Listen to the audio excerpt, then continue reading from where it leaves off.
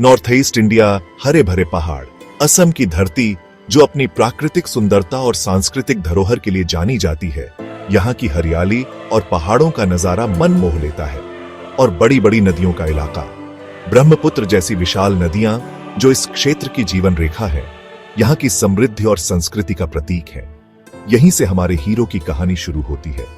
नाम तिनसुकिया टाइगर, एक ऐसा नाम जो बहादुरी और साहस का पर्याय बन गया है। असम का बेटा, असम राइफल्स में भर्ती हुआ।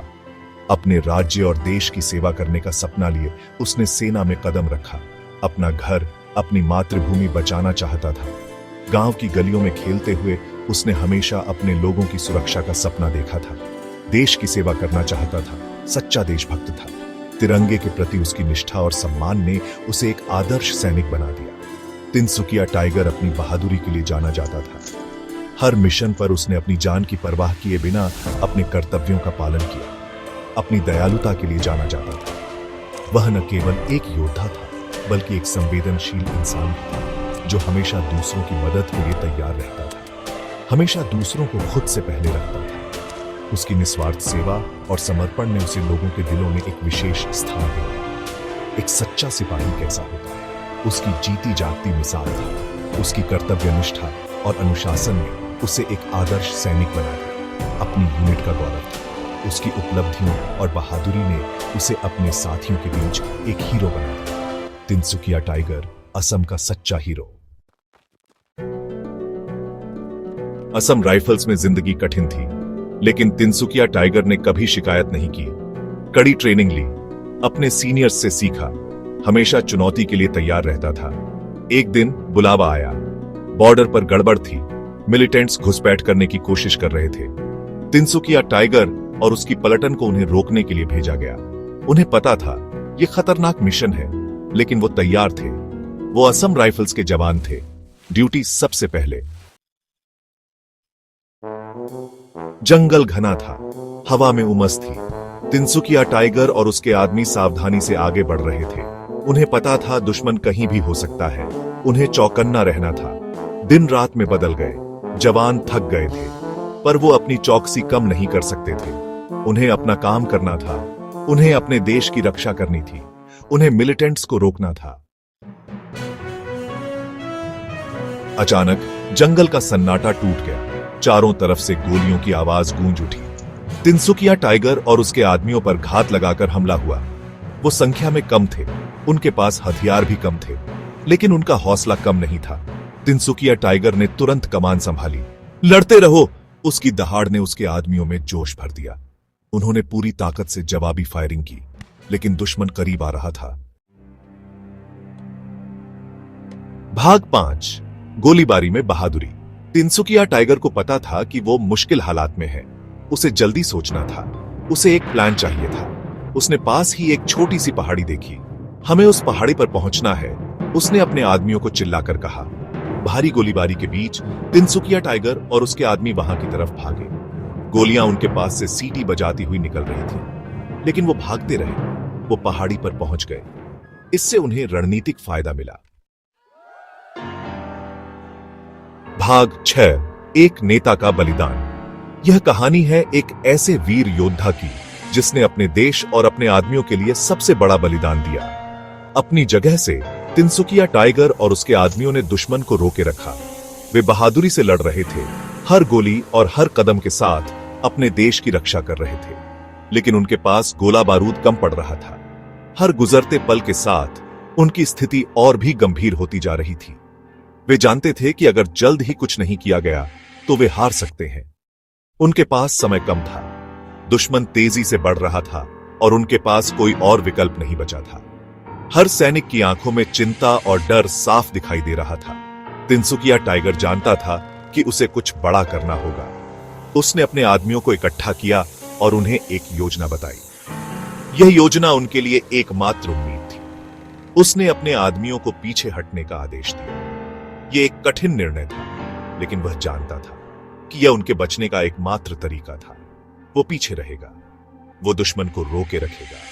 उसने अपने आदमियों से कहा कि वे पीछे हटें और सुरक्षित स्थान पर जाएं। वो अपने आदमियों को बच निकलने का मौका देगा।